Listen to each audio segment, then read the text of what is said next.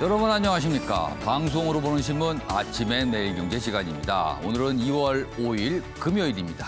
자, 그럼 먼저 아침 신문의 일면 기사부터 전해드리겠습니다. 매일경제 일면 톱기사는 어제 발표됐던 부동산 대책, 이사 대책이라고도 불리고 있습니다. 벌써 25번째 대책이 나왔는데요. LH 주도로 재건축, 그리고 초과이익 환수 면제한다. LH 공기업이죠. 한국토지주택공사입니다. 내용 좀 더 보면요. 2025년까지 서울에 32만 호, 전국에 84만 가구. 중요한 거는요. 용지 확보입니다. 그때까지. 집이 나오는 건 아니에요. 그때까지 땅을 확보한다는 계획을 내놨습니다. 수도권의 신도시급 공공택지도 지정. 올해 상반기 구체적인 내용을 발표할 예정입니다. 다음은 한국일보입니다. 사법부 치욕의 날, 어제 두 가지 큰 일이 있었습니다. 먼저 김명수 대법원장, 결국은 거짓말한 셈이 됐습니다. 거짓 해명 파문이죠. 그리고요, 헌정사상 처음으로 법관 탄핵 소추안이 국회에서 가결됐습니다. 두 가지 큰 일이 벌어졌습니다. 여기 좀 더 보겠습니다. 전날 면담에서 탄핵 언급 없었다고 말했던 김명수 대법원장. 그러나 임성근 판사가 사표 제출 당시 녹취록을 공개했죠. 그리고 녹음 파일도 공개됐습니다. 그러자 불분명한 기억에 의존했다. 이렇게 설명을 했습니다. 그리고 어제 국회 상황도 여기 설명돼 있습니다. 이번엔 서울신문입니다. 기사가 이쪽에 있습니다. 문재인 대통령 그리고 바이든 미국 대통령 전화통화를 했죠. 포괄적 대북 정책 조속히 마련하자. 어떻게 보면 원칙적인 얘기를 좀 했습니다. 미국 대통령 취임 14일 만에 두 정상 첫 전화통화가 이루어졌다. 그동안 전화통화 왜 안 되는가 여러 가지 얘기가 있었는데 어제 있었습니다. 마지막으로 조선일보입니다. 가운데 기사가 있어요. 화상 수업 시대다. 그렇습니다. 요즘에 화상을 통해서 많은 일들을 합니다. 근데 선생님들은 줌맘 스트레스다. 줌 화상 프로그램이죠. 도구인데요.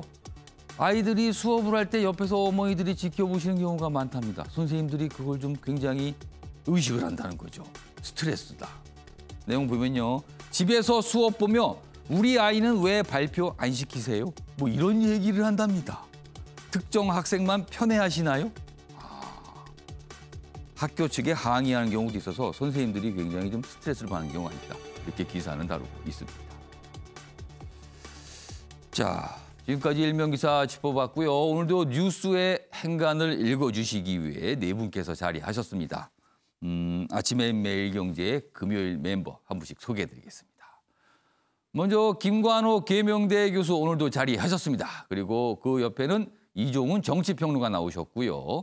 최직영 변호사 세 번째 자리하고 계십니다. 그리고 마지막으로 주원규 삼육대 겸임교수 자리하고 계십니다. 안녕하세요.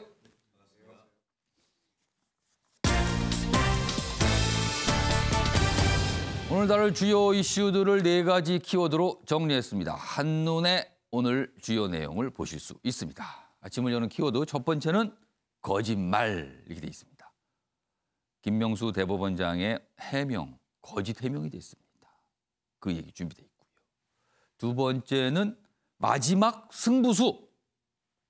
이 키워드만 봐서는 무슨 얘기인지 모르겠습니다만 정부의 부동산 대책과 관련해서 지금이 마지막 승부수를 내놨다, 정부가. 어떻게 보면 영끌 대책을 내놓은 것이다. 이런 평가가 나옵니다. 그리고 세 번째 키워드는 철벽 방어입니다. 어제 국회에서 대정부 질문 첫날이 있었거든요. 정세균 국무총리 여러 가지 질문을 받고 답변을 했는데 철벽 방어를 했다. 이런 평가가 좀 나오고 있습니다. 마지막 키워드는 31년 만에 무죄가 나왔습니다. 재심을 통해서요. 굉장히 억울한 사연이 준비되어 있습니다. 자, 그럼 아침에 매일경제 첫 번째 이슈는 사법부와 관련된 겁니다. 대법원장의 거짓 해명 파문, 그리고 어제 국회에 있었던 판사 탄핵 소추안 가결 소식입니다. 자, 몇 가지 기사 보겠습니다. 탄핵 얘기 안 했다더니, 그렇죠. 원래 해명은 이랬습니다. 그런데요, 아닌 걸로 드러났죠. 그러자 기억이 불분명했다. 송구하다. 말 바꾼 대법원장. 제목이 이렇게 돼 있습니다. 사법부에서 가장 중요한 것, 그리고 사법부에 몸담고 있는 분들 중에서 가장 요구되는 덕목은 신뢰입니다. 그런데 이 부분이 손상이 간 겁니다. 자, 임성근 판사 측이 녹음 내용, 그리고 녹취록 공개가 됐죠. 언론에 다 알려졌습니다. 그 내용이 여기 좀 소개가 돼 있는데 탄핵 저렇게 설치는데 이런 부분들요. 정치권과 관련해서 설친다는 표현이 등장을 했어요. 작년 상황입니다. 사표 수리하면 비난받는다. 김명수 대법원장 거짓 해명 사과했지만 사법부 신뢰 훼손 비판이 커졌다. 그리고 판사들은 사법수장이 정치에 휘둘린 거 아닌가 이런 지적이 나옵니다. 그리고 여기 보시면 이 표로 발언 내용이 자세히 정리가 돼 있죠. 그리고 해명 내용까지요. 근데 이게 글로 돼 있는데 영상으로 준비했습니다. 직접 확인해 보겠습니다. 보시죠. 이제 사표 수리, 제출, 그와 같은 법률적인 그런 것을 자체하고, 근데 나로서는 여러 영향이랄까 그걸 생각해야 되잖아요. 맞습니다. 그 중에는 정치적인 상황도 살펴야 되고, 정치적인 상황을 잘 보고, 더 톡까놓고 이야기하면 지금 탄핵하자고 저래 나고 설치고 있는데, 그거 내가 사표 수리했다고 하면 국회에서 무슨 이야기 듣겠냐 말이야, 그지? 그러니까 그리고 게다가 김 부장 경우는 이제 무효 사실 얼마 안 남았고 또 1심에서 무죄를 받았잖아. 여기라는 게 들려 있습니다, 이렇게. 나도 현실성이 있다고 생각하거나 그 탄핵이 되어야 된다는 그런 생각은 갖고 있지 않은데 일단은 그래도 정치적인 그런 것은 또 상황은 또 다른 문제니까 왜 탄핵 이야기도 꺼내지도 못하게, 왜냐면 수립은 탄핵 이야기 못하잖아요. 그런 비난을 받는 것은 정말 적절할까 생각이 들어서 그래서 한번 만난 지 9개월 가까이 지나 기억이 좀 희미하였고 또 두 사람 사이에 적지 않은 대화를 나누었기 때문에 제대로 기억하지 못했습니다. 이후에 어쨌든 임성근 부장 판사님과 그리고 실망을 드린 모든 분들께 깊은 사과와 죄송하다는 말씀을 드립니다. 자, 임성근 판사를 만나서 면담했을 때 역시 탄핵과 관련된 얘기 한 적이 없다라고 그렇게 처음에 해명이 나왔잖아요. 그런데 어제 이 녹음 파일이 공개되고 녹취록이 공개됐습니다. 그리고 해명은 불분명한 기억에 의존했기 때문에 그렇게 했다. 송구하다. 사과를 한 셈입니다. 김문학 교수님. 네. 불분명한 기억 때문에 그렇게 얘기한 것이다. 일단 이 해명은 납득이 좀 되세요? 납득이 전혀 되지 않습니다. 사실 오늘의 키워드는 뭐가 돼야 되냐면 사법농단에 따른 판사 탄핵, 초유의 판사 탄핵이 키워드가 돼야 되는데 원래는 그 이슈가 계속 그렇죠. 왔었죠. 그런데 대법원장의 거짓말이 키워드가 되는 이 상황. 이게 가장 최근 이슈가 되면서 이게 그렇죠. 또 파문이 일고 예, 참담하고 이게 사법부의 어떤 민낯이 아닌가 이런 생각을 합니다. 사실은 지금 어떻게 보면 헌법에서 보장된 재판부의 독립성을 훼손하는 그 재판부 개입에 관련해서 지금 임 부장판사가 지금 탄핵을 받은 거거든요. 그렇죠. 굉장히 중요한 사안입니다. 그럼에도 불구하고 그 과정 속에서 대법원장이 이제 얘기를 하는 과정에서 탄핵 얘기가 나온다. 그러니까 오히려 솔직하게 더 얘기했어야죠. 당신이 이런 일종의 이제 행정부의 어떤 요구를 받고 사법부의 재판에 개입을 해서 사실상 사법부의 어떤 위신과 신뢰를 땅에 떨어뜨렸으니 지금 이 상황에서 사표 못 받아들인다. 차라리 탄핵을 받아라. 이렇게 얘기를 하는 것이 녹취가 됐다 그러면 이거는 아주 논리적으로 일관성을 갖게 됩니다. 그런데 그 안에서 정치적 상황이니 뭐니 사실은 대법원장으로서 해서는 안 되는 워딩들이 이 안에 들어가면서 뭔가 정치권의 상을 되게 굉장히 그렇죠. 의식하는 듯한 상권 분립이라든가 이런 있었어요. 문제까지 다 이제 뒤집어 쓰게 되는 그런 장면이 만들어진다.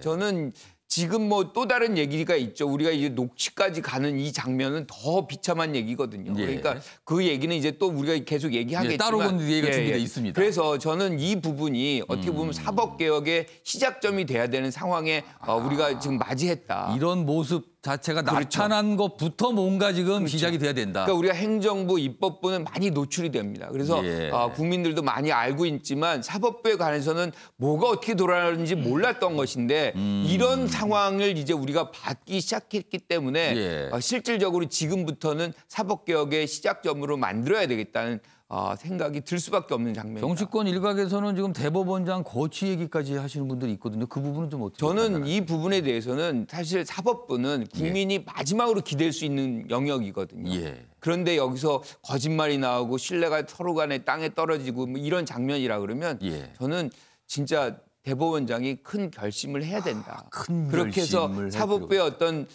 새로운 어떤 면모 이걸 만드는데 자신의 어떤 희생이 또 희생이 아닐 수도 있어요. 예. 왜냐하면 거짓이라는 큰 충격을 전 국민에게 준 것이기 때문에 예. 그런 책임을 지는 자세가 좀 필요하다 이렇게 생각합니다.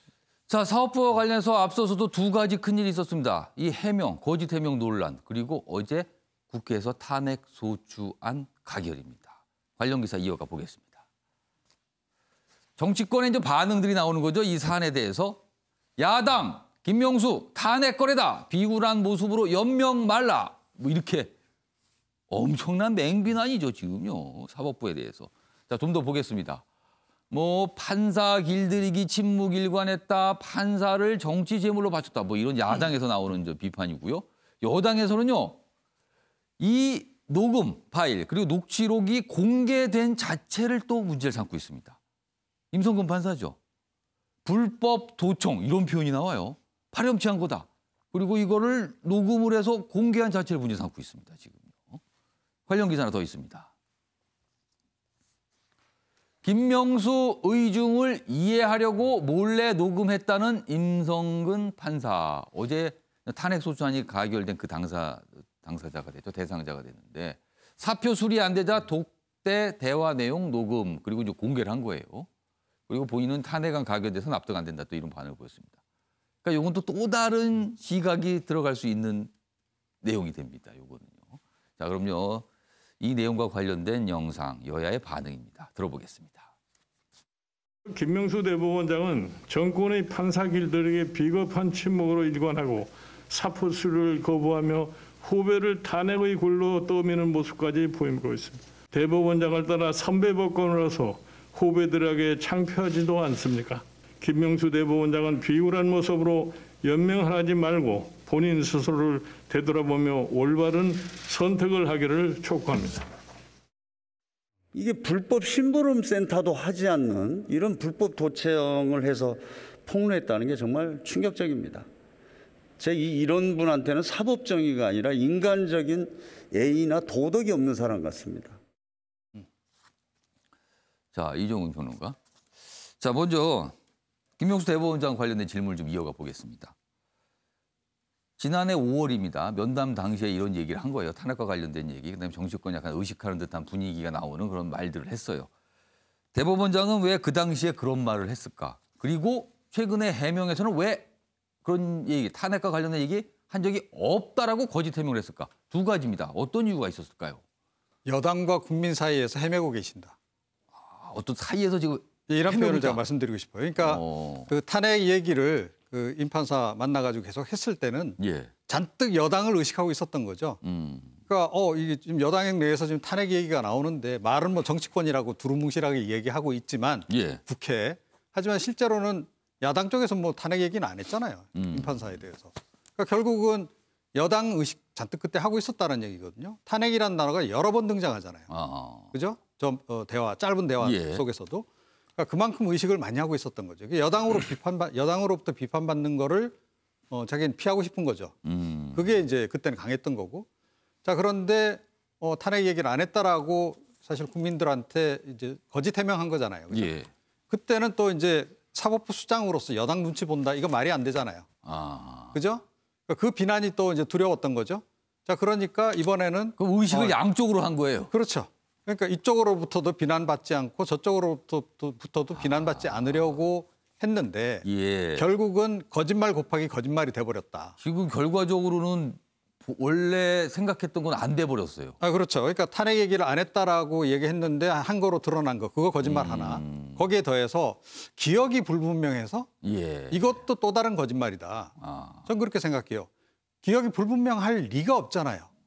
예, 본인이 그 이야기할 때 이거 녹취록에 다 나오지만 탄핵 얘기를 그렇게 거듭해서 할 정도로 의식을 많이 하고 있었다라는 거예요. 굉장히 자기 뇌리 속에 각인이 딱 돼 있었던 근데 거죠. 기억이 불분명하다고 얘기를 하면 이걸 증명할 방법은 또 마땅치는 않은 것 같아요. 그렇죠. 또. 그러니까 증명할 방법은 없으나 예. 논리적으로 이건 합리적으로 우리가 이거는 납득이 안 되는 예. 부분이기 때문에 국민들로서는 이렇게 말을 계속 바꾸시고 예. 국민들 상대로 사실은 거짓말한 거잖아요.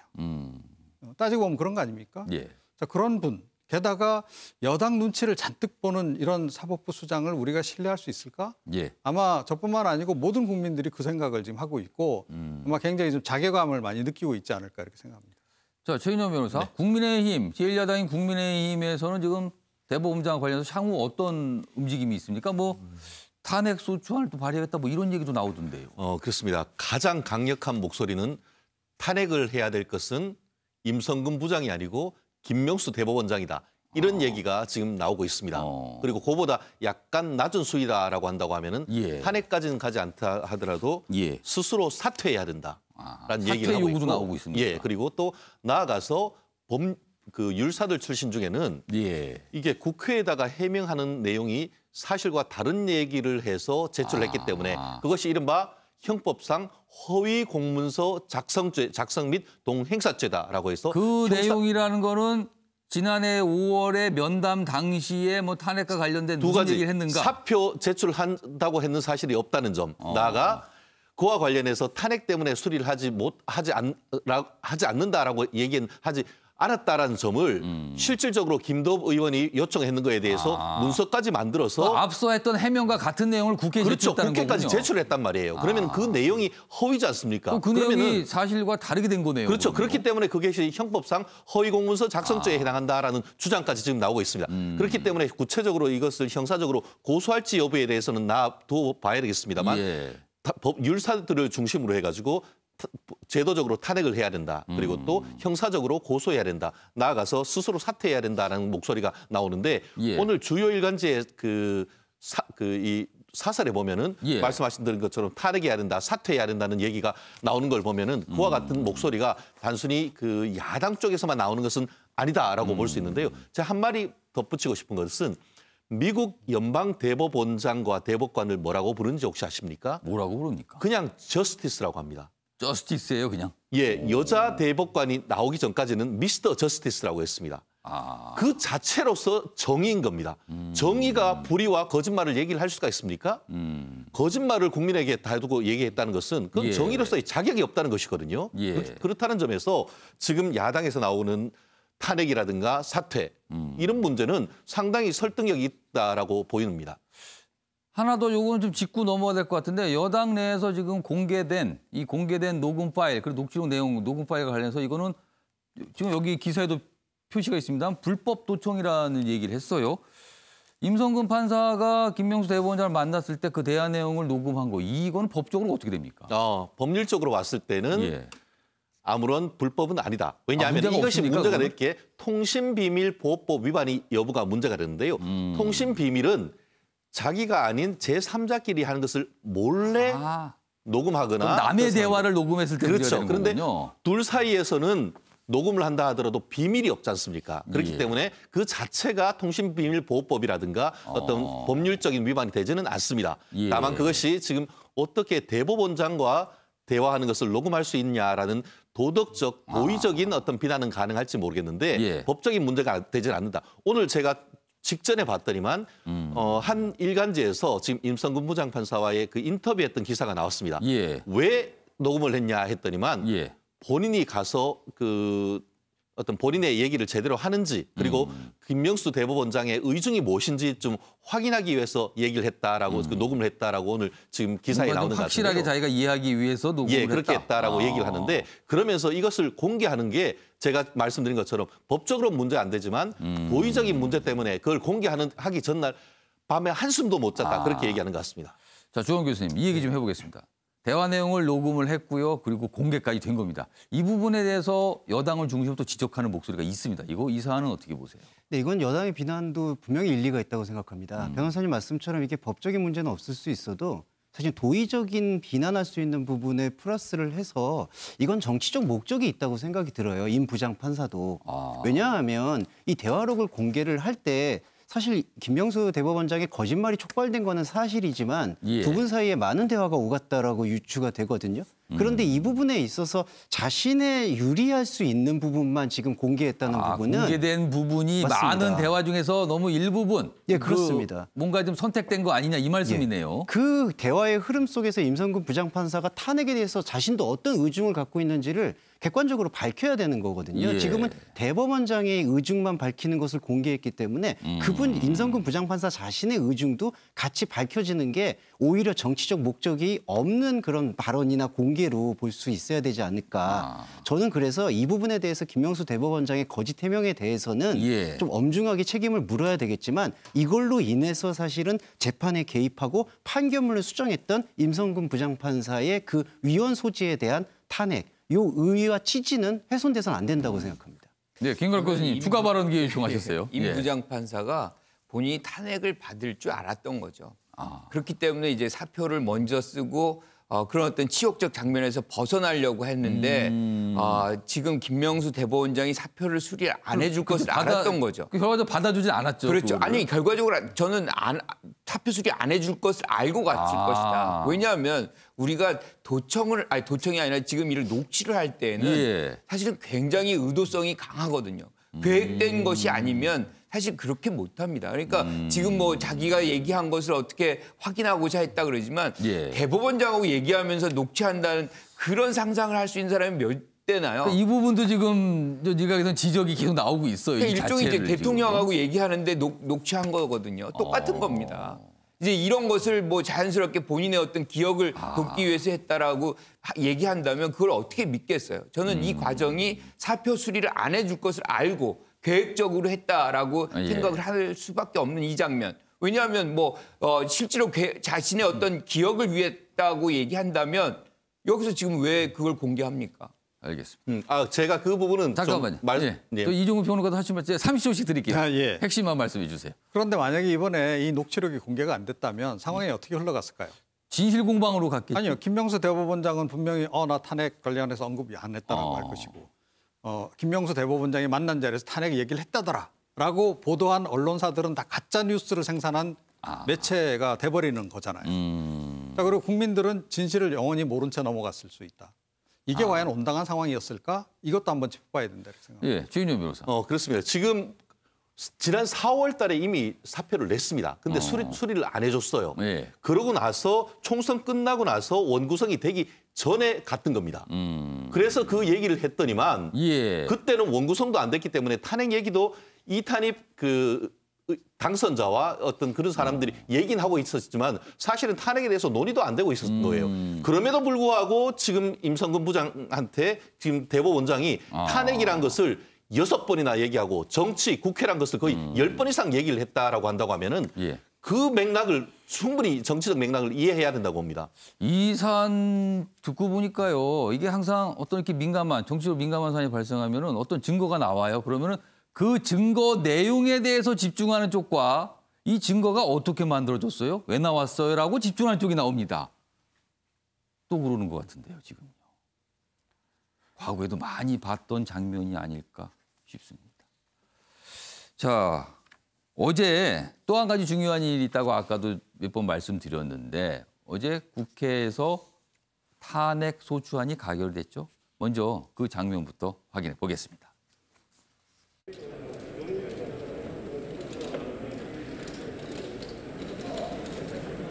투표 결과를 말씀드리겠습니다.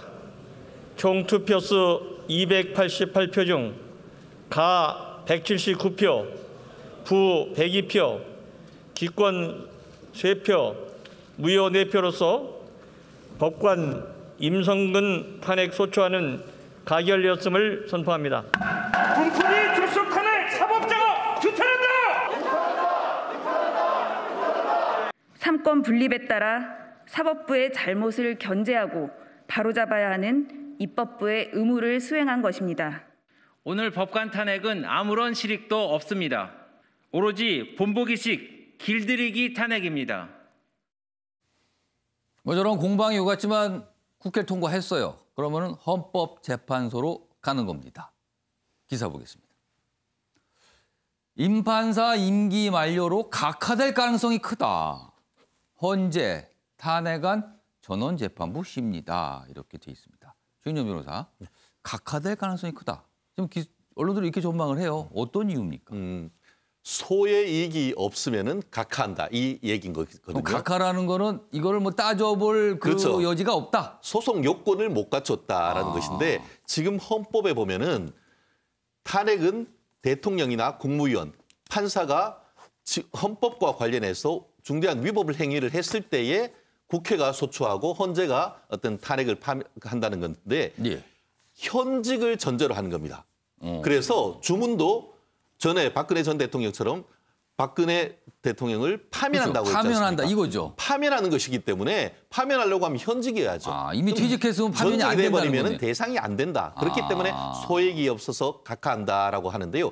더불어서 28일 시간도 촉박할 뿐만 아니고 절차는 형사소송법 절차에 따릅니다. 그럼 직접 나가가지고 변론도 하고 해야 되는 절차가 있다고 하면은 그것이 언제 심리가 되겠습니까? 김구락 교수님께 질문을 좀 드려야 될 것 같아요. 그러니까 임기 만료가 2월 말이에요. 이달 말이잖아요. 그러면 이게 이제 각하, 그러니까 실익이 없다 해서 각하된다는 가능성이 있다고 지금 전망이 되는데 민주당에서는 지난해부터 얘기가 나왔잖아요. 그러면 현직에 있을 때 소추안을 통과시킬 수도 있었는데 그걸 왜 지금까지 미룬 건가요? 사실은 임판사의 그 1심이 작년에 나왔던 거거든요. 이미 많이 한참 전에 그렇죠. 나와 있어요. 그때 이제 사실은 탄핵을 실시를 했어야 되는 것인데 저는 너무 늦었다는 감이 있어요. 그럼 민주당이 너무 늦게 한 건가요? 그렇죠. 그리고 사실상 어떻게 보면 이렇게 되면은 탄핵이 이루어질 가능성이 굉장히 줄어들어 버린 그럼 어떻게 되는 겁니까? 그렇죠. 그러면은? 그러니까 저는 이 부분을 경계로 삼고자 하는 그런 거 아닌가. 그러니까 실질적인 어떤 탄핵으로 가는 것보다는 헌법에서 보장된 재판부의 어떤 독립성을 훼손하는 이 재판부 개입에 관련해서 더 이상은 이제 판사들이 그렇게 하지 못하도록 이 입법부가 사법부를 견제하는 수단을 한번 활용해 본 것 아닌가. 뭐 소추안이 국회를 통과했다는 그 자체만으로도 그렇죠. 의미가 있다. 그 의미를 부각시키기 위한 그런 의도 아닌가 이렇게. 자, 이중근 평론가도 발언 기회 요청하셨어요. 네, 저는 이번 탄핵이 굉장히 정치적인 거다라고 생각하고 있고요. 그리고 정치적으로 잘 계산된 시기에 지금 한 거죠. 그러니까 이걸 뭐냐 하면 이번 이 탄핵을 통해서 누리려고 하는 효과는 뭐냐면 여당 의원들 건드리지 말라 이거예요. 또 그런 의미로 해석을 그렇죠. 하시는 그러니까 거예요? 뭐 여당 의원들 비롯해서 이 법여권 인사들 건드리지 말라. 라는 시그널을 주는 게 굉장히 중요했다라고 저는 봅니다. 여당은 그 판단을 한 거고. 그러니까 실제로 지금 보세요. 대법원장도 여당 눈치 보는 대법원장인데다가 이번 탄핵으로 해서 재판관들이 다 여당 의식하지 않겠습니까? 여당 의원들 걸린 사건도 많아요. 그죠? 선거법 관련한 사건도 많고. 그러니까 뭔가 다 압박으로 느껴질 수 있다. 그렇죠. 그다음에 권력형 비리도 이제 수사 거의 마무리돼서 이제 재판 단계로 넘어가는 상황이고. 자, 그것을 지금 막으려고 하는 것에 오히려 더 초점이 맞춰진 정치적 탄핵이기 때문에 사실은 결과가 그렇게 중요하다고 생각하지는 않았을 것이다. 이렇게 생각합니다. 두 분의 공통점은 탄핵이 실제 안 되더라도 나름의 의미가 있는 거다. 그러나 해석 방향은 완전히 다르게 해석했어요. 저는 좀 다르게 효과가 나올 거라고 생각을 해요. 이런 식으로 만약에 이런 식의 어떤 해석이 나온다 그러면 사법부에 계시는 판사들이 그것을 우리가 내가 압박받고 있으니 그렇게 여건이 얘기하는 대로 해줘야지라고 생각할까요? 오히려 전 반대 효과가 나올 수 있다는 생각을 합니다. 오히려 역효과 날 수 있다? 그렇죠. 오히려 역효과가 크죠. 내가 가진 권한인데 행정부가 그럴 수, 입법부가 그럴 수 있는 것이야. 뭐 이렇게 반발할 가능성이 훨씬 크죠. 이종관 평론가께 뭔가 반론을 하실 것 같은데 짧게 드릴게요. 짧게 하겠습니다. 이게 결국 자기검열 효과를 노리는 거잖아요. 그러니까 김명수 대법원장도 탄핵을 계속 의식을 한 거잖아요. 그러니까 계속 정치권에서 여당에서 탄핵 얘기를 하니까 이거 탄핵 하게 내버려둬야지 그냥 내가 방해했다가는 나한테 비난이 쏟아지겠는 걸. 그래서 자기 검열을 해서 결국 이제 그 발언도 하고 임판사에 대해서 사표 수리도 안 하고 했던 거잖아요. 마찬가지로 재판관들도 그러니까 뭐 말은 안 하겠죠. 표시는 안 내지만 상당히 심리적인 압박을 느끼지 않겠어요? 결국 자기 검열 효과를 노리는 거다. 이렇게 생각합니다. 여러 가지 해석이 되네요. 지금요. 이 상황에 대해서. 아무튼 어제 국회에서 있었던 일 그리고 사법부에서 있었던 일을 좀 소개해드렸습니다.